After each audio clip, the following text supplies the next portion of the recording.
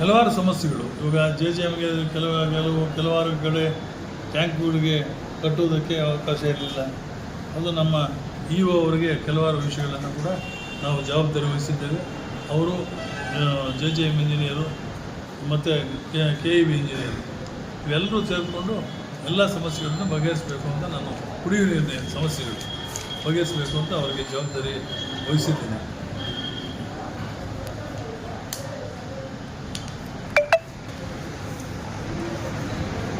ಈ ಅರಣ್ಯ ಒತ್ತುವರಿ ತೆರವು ಕಾರ್ಯಕ್ರಮದಿಂದ ಕೆಲವಾರು ಪಾಪ ಜನರಿಗೆ ತೊಂದರೆ ಆಗಿದೆ. ಅತಿ ಸಣ್ಣ ಮತ್ತು ಮಧ್ಯಮ ವರ್ಗದ ರೈತರು ಸರ್ಕಾರಿ ಜಮೀನು ಎಲ್ಲೆಲ್ಲಿ ಲಭ್ಯವಿರುತ್ತೋ ಅಂಥ ಕಡೆ ಅರ್ಜಿ ಹಾಕ್ಕೊಂಡ್ರೆ ನಾವು ಜಮೀನು ರೆಕಮೆಂಡ್ ಮಾಡ್ತೇವೆ ಅಂತ ಈ ಸಂದರ್ಭದಲ್ಲಿ ನಾನು ತಿಳಿಸೋದಕ್ಕೆ ಇಚ್ಛೆ ಪಡ್ತೇನೆ. ಅರ್ಥ ಆಯ್ತಲ್ಲ ನಿಮಗೆ?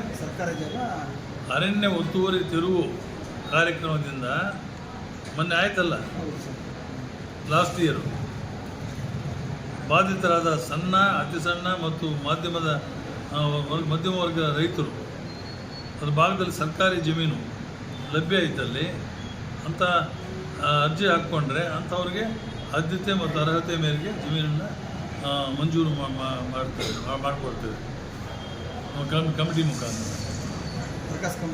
ಹೌದು, I am the chairman of the committee ಅಲ್ವಾ. ಅಂಥವ್ರಿಗೆ ರಿಯಲ್ ಪಾಪ ಬೆನಿಫಿಷರೀಸ್ ಅದೊಂದು. ಮತ್ತು 1999ರಿಂದ 2004ವರೆಗೂ ನಾನು ಶಾಸಕನಾಗಿದ್ದಾಗ ತಾಲೂಕಿನ ಎಲ್ಲ ಪಂಚಾಯತಿಗಳಲ್ಲಿಯೂ ನಿವೇಶನ ರಹಿತ ಬಡವರಿಗೆ ನಿವೇಶನಗಳನ್ನು ಹಂಚುವ ಕಾರ್ಯಕ್ರಮ ಹಾಕ್ಕೊಂಡಿದ್ದೇವೆ. ಅನೇಕ ಇಂಡಿವಿಜುವಲ್ ಸೈಟ್ಸ್ ಹಾಕ್ಕೊಂಡಿದ್ದೇವೆ, ಲೇಔಟ್ಸ್ ಮಾಡಿದ್ದೇವೆ, ಕೆಲವಾರು ಲೇಔಟ್ಸ್ ಮಾಡಿದ್ದೇವೆ, ಅನೇಕ ಲೇಔಟ್ಸನ್ನು ಮಾಡಿದ್ದೇವೆ. ಈವಾಗಲೂ ಕೂಡ ನಮ್ಮೆಲ್ಲ ಅಧಿಕಾರಿಗಳು ತಿಳಿಸಿದ್ದೇನೆ. ಎಲ್ಲ ತಾಲೂಕಿನ ಅಧಿಕಾರಿಗಳು ಮತ್ತು ಗ್ರಾಮ ಪಂಚಾಯತಿ PDOs ಬಂದಿದ್ದರು, ಅಡ್ಮಿನಿಸ್ಟ್ರೇಟರ್ಸ್ ಬಂದಿದ್ದರು, ನಮ್ಮ ರೆವಿನ್ಯೂ ಇಲಾಖೆಯ RIs ಬಂದಿದ್ದರು, ಮತ್ತು VS ಬಂದಿದ್ದರು. ಎಲ್ಲರಿಗೂ ಕೂಡ ನಾನು ತಿಳಿಸಿದ್ದೇನೆ. ಎಲ್ಲೆಲ್ಲಿ ಸರ್ಕಾರಿ ಜಮೀನು ಇದೆಯೋ ಅದೆಲ್ಲ ಕೂಡ ಒತ್ತುವರಿ ಯಾರು ಮಾಡ್ಕೊಂಡಿದ್ದಾರೆ ತೆರವು ಮಾಡಿ ಅದನ್ನು ಸೈಟ್ ಮಾಡೋದಕ್ಕೆ ಒಂದು ವರ್ಷದಲ್ಲಿ ಒಂದು ದೊಡ್ಡ ಕಾರ್ಯಕ್ರಮ ಹಾಕ್ಕೊಳ್ಳೋಣ. ಮತ್ತು ತಾಲೂಕು ಯಾವುದೇ ನಿವೇಶನವಿಲ್ಲದೆ ಬಡವರಿಗೆ ಸೈಟನ್ನು ಹಂಚುವ ಕಾರ್ಯಕ್ರಮ ನಡೆದಿಲ್ಲ ಇದುವರೆಗೂ ಕೂಡ. ಮೊದಲು ಮಾಡಿದ್ದು 2004ರಲ್ಲಿ ಮಾಡಿದ್ದು, ಮತ್ತೆ ನಡೀಲಿಲ್ಲ.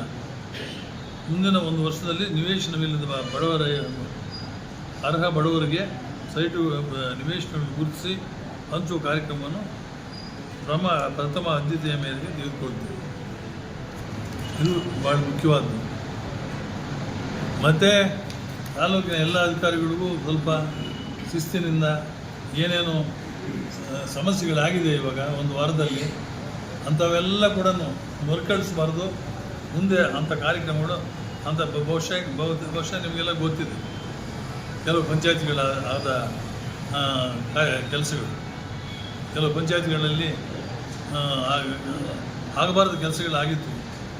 ಇವತ್ತು ಅಂಥ ಕೆಲಸಗಳು ಮರುಕಳಿಸಬಾರ್ದು ಅಂತ ಹೇಳಿಬಿಟ್ಟು ಕೂಡ ನಾನು ಸೂಕ್ಷ್ಮವಾಗಿ ನಮ್ಮ ಅಧಿಕಾರಿಗಳಿಗೆಲ್ಲ ಕೂಡ ತಿಳಿಸಿದ್ದೇನೆ.